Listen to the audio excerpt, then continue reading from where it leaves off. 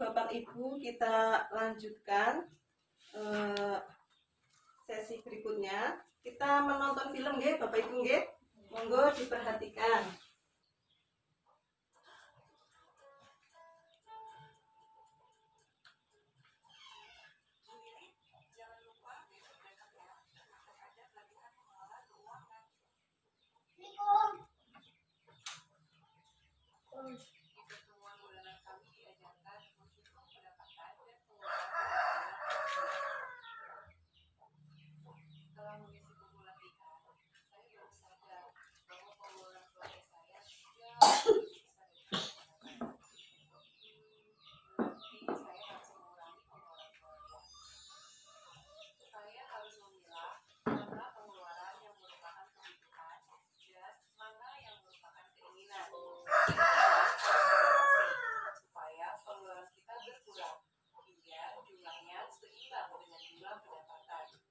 Pengeluaran yang berimbang inilah yang menjadi rencana anggaran bulanan keluarga saya.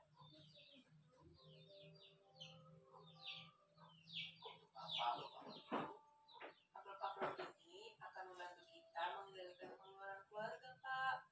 Jadi, upah yang kita terima, Ibu satukan. Lalu, uangnya Ibu bagi-bagi ke dalam amplop-amplop ini sesuai dengan anggaran bulanan yang waktu itu sudah kita sepakati bersama, Pak. Uang yang sudah Ibu masukkan ke amplop itu ya harus dipakai untuk bayar listrik saja, tidak boleh dipakai untuk kebutuhan lainnya. Jadi, semua pengeluaran kita terkendali, Pak. Wah, kalau begitu setiap bulan semua kebutuhan kita akan terpenuhi ya, Bu? Mudah-mudahan begitu, Pak. Bila kita tertib mengikuti anggaran yang telah dibuat, maka pendapatan keluarga bisa mencukupi.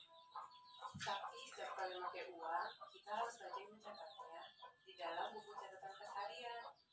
Dengan cara ini, kita bisa tahu dan mengelola lebih cepat ketika kita kelebihan atau kekurangan uang.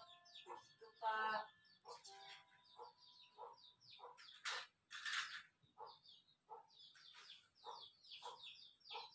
Bagaimana Ibu setelah menonton film tersebut? Menurut tanggapan panjenengan Bapak Slamet? Ya Bu, sepertinya setelah mengamati film tersebut pengeluaran Bu Lili lebih banyak daripada pendapatannya Bu. Oh nggih. Leres sangat nggih bahwa niku Bu Lili dalam mengelola keuangan itu masih dalam kesulitan nggih. Soalnya pendapatan itu lebih rendah daripada pengeluaran. Jadi di sini kita akan belajar nggih Bapak Ibu nggih cara mengendalikan keuangan keluarga. Yang pertama yaitu dengan menggunakan sistem amplop nggih Bapak Ibu nggih. Yang kedua itu dengan sistem catatan kas harian. Sistem amplop itu digunakan bagi keluarga yang pendapatannya itu tetap. Kalau sistem catatan kas harian itu digunakan untuk keluarga yang berpendapatan itu tidak tetap, okay? Paham nggih Bapak Ibu nggih? Di dalam sistem amplop anggaran yang sudah ditetapkan kemarin kan kita sudah belajar nggih. Lah niku dimasukkan ke amplop-amplop kebutuhan panjenengan itu dimasukkan di amplop. Ditulis amplopnya itu, misalkan untuk membayar listrik, membayar PAM, terus untuk memasak itu juga harus dimasukkan ke amplop dan amplopnya itu ditulis. Selanjutnya yaitu sistem catatan kas harian. Sistem catatan kas harian mencatat seluruh pendapatan dan pengeluaran setiap hari, kemudian mengecek saldonya secara berkala. Paham nggih Bapak Ibu nggih? Ya, sistem catatan kas harian itu ditulis setiap hari nggih Bapak Ibu nggih untuk mengendalikan pengeluaran keuangan keluarga. Kita belajar bareng-bareng nggih Bapak Ibu nggih. Untuk mencatat kas harian pertama kita tulis kolom-kolomnya dulu. Ada 1, 2, 3, 4, 5. 5 kolom nggih, yang ke bawah itu baris. Barisnya itu menyesuaikan dengan berapa yang akan dicatat jika seharian, misalkan 1 minggu berarti nggih ini tanggalnya 7 hari nggih. Pertama itu tanggal ditulis nggih Bapak Ibu nggih. Tanggal 3 Februari ini hanya contoh nggih Bapak Ibu nggih.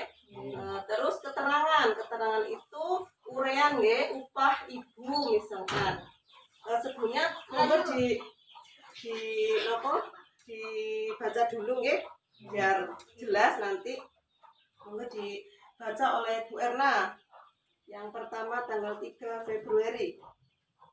3 Februari 2018, Ibu Lili menerima upahnya bekerja di sawah Rp 15.000.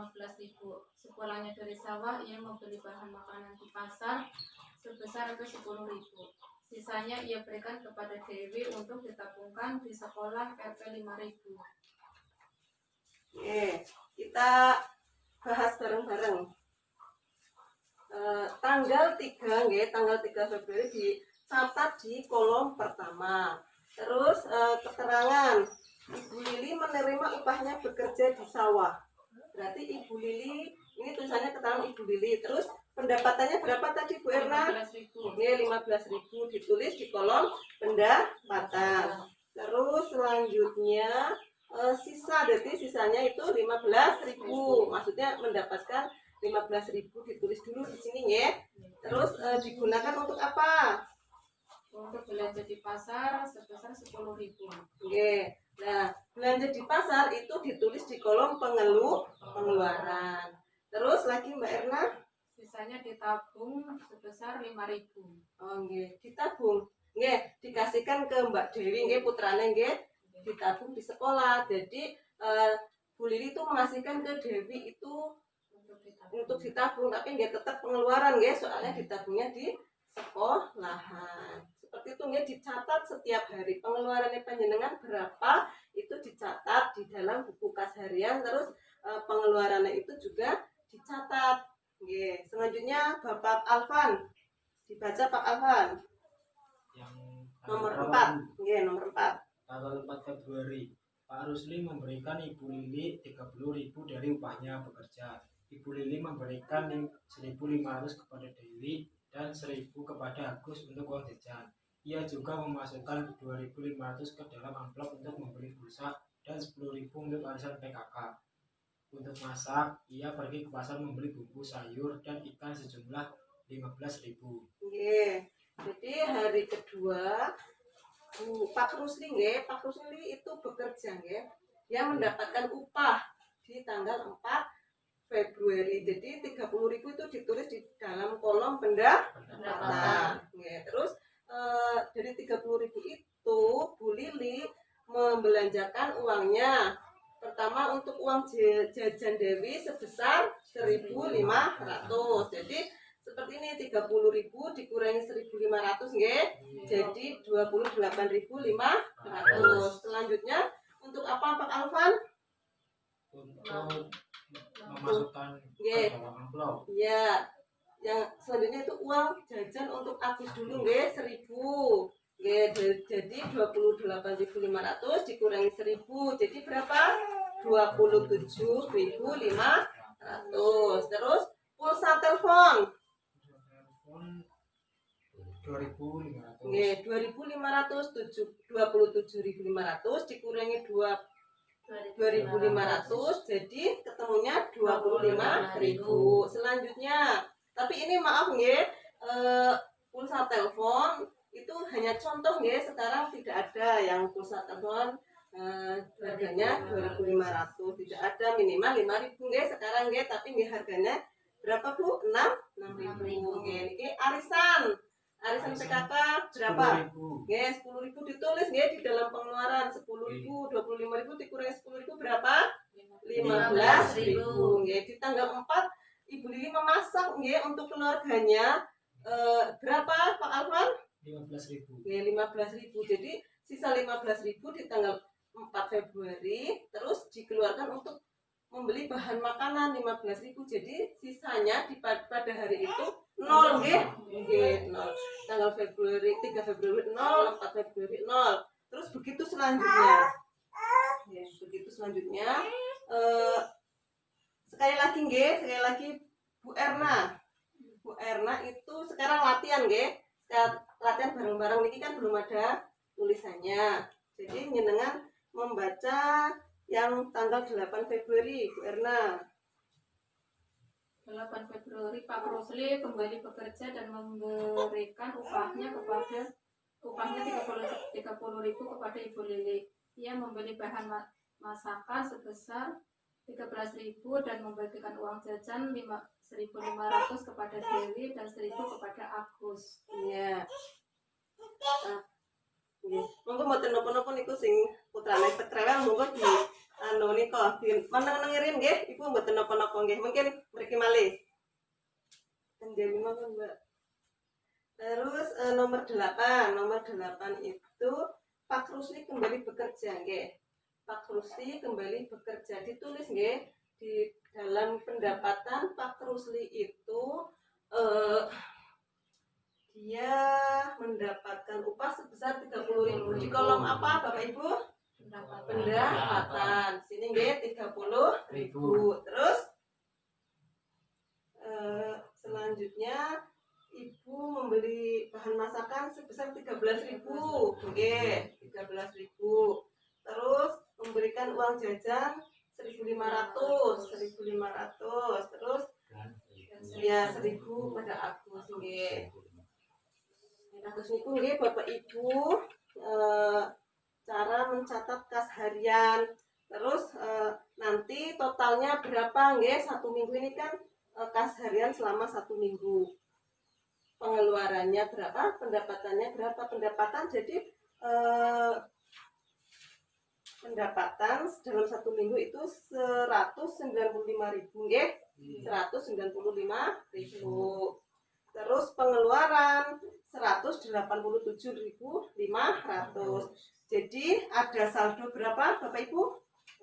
7.500. Ini nggih, 7.500. Nah, ini berarti apa yang harus dilakukan oleh Bu Lili? Untuk apa uang 7.500 ini? Dimasukkan ke simpanan tabungan, Bu. Oh, nggih. Betul banget nggih, Pak. Selamat nggih, mboten nggih tumbas rokok nggih, mboten pareng nggih. Untuk menjaga kesehatan jangan membeli rokok. Betul, ini untuk ditabung untuk berjaga-jaga apabila besok ada kebutuhan yang tidak terduga. Misalkan ada anggota keluarga yang sakit kan kita sudah mengumpulkan sedikit demi sedikit ini 7.500. Mungkin besok ada sisa lagi, nabung lagi. Jadi sedikit demi sedikit nanti bakal banyak. Okay. Seperti itu nggih Bu, cara mencatat kas harian. Okay. Saya ulangi lagi nggih Bu, paham nggih Bu? Dalam mengendalikan keuangan itu ada 2 cara, nggih. Yang pertama ini apa Bapak Ibu? Mbak Erna? Bu Erna? Sistem amplop itu untuk keluarga yang berpendapatan tetap. Ya, misalkan Bu Erna itu bekerja sebagai membuat hidup, ya belum matang ya 1 minggu kan itu dibayar, ya 1 minggu dibayar. Nah, itu pas cocok untuk Bu Erna cara mengendalikannya itu pakai sistem amplop. Terus yang kedua apa tadi? Sistem catatan kas harian. Kalau Mbak Umi itu mungkin kerjanya di sawah nggih Bu, kadang-kadang ngode nggih. Nggih. Ngode kadang dibayar nggih. Tapi kadang mboten kerja nggih. Kadang mboten kerja. Terus niki sing paling pas untuk keluarganya Ibu Umi karena pekerjaannya itu tidak tetap, kadang ngode, kadang tidak. Nek ngode nggih dapat uang, kalau tidak ngode nggih meneng bae nggih Bu. Nggih dadi niku kosong. Berarti seperti ini yang pas ini untuk Bu Umi nggih. Dikontrol setiap hari. Nek misalkan lagi dapat nggih jangan terlalu boros. Nanti ingat bahwa besok kemungkinan panjenengan itu tidak kerja, tidak mendapatkan uang. Harus dikontrol ya, dikendalikan. Nah, ini pelajaran hari ini nggih. Pelajaran hari ini belajar mengenai tentang mengendalikan keuangan keluarga. Sampun paham nggih Bapak Ibu nggih? Paham. Monggo setelah ini nanti dipraktekkan di rumah. Bu Erna pakai sistem amplop, Ibu Umi pakai sistem kas harian, Pak Alvan mungkin bekerjanya di sawah nggih Bapak Alvan. Nggih, jadi ini tepatnya panjenengan itu pakai kas harian biar tidak boros nggih. Seperti itu nggih Bapak Ibu nggih. Nggih. Jangan lupa nggih dipraktekkan nggih. Terima kasih.